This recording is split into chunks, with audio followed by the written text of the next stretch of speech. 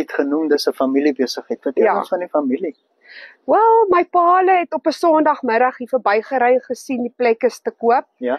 En my goedkeuring vir college was in dieselfde week as die hotel se koop. So dit alles so baie toevallig uitgewerk. Ek sê altyd vir mense, jy moet nie regtig hiernatoe kom en verwag wat se retail terapie gaan jy kry nie. Ja. Dit is nie hoe ons area is nie. Ja.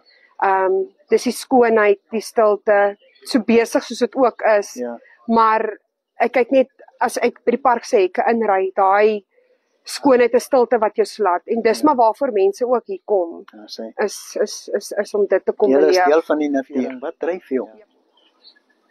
Dis verskriklik lekker, veral funksies. Daai laat aand, jy sal dink, kyk net by die valle ook toe dit nou so hoog water was. Ja. Die kindertjies het saam met my ingespring. Ja.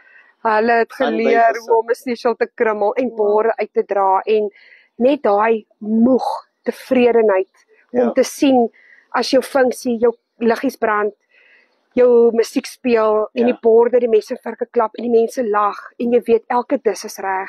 Jou span weet hoe en dis weer eens hulle weet presies elke ding hoe. Dis ongelooflik om die span te sien produce en die kosse uitkry en net daai lekkerte as alles so bymekaar kom. Jy's moeg, maar jy's tevrede. Die Dis almal lekkerte.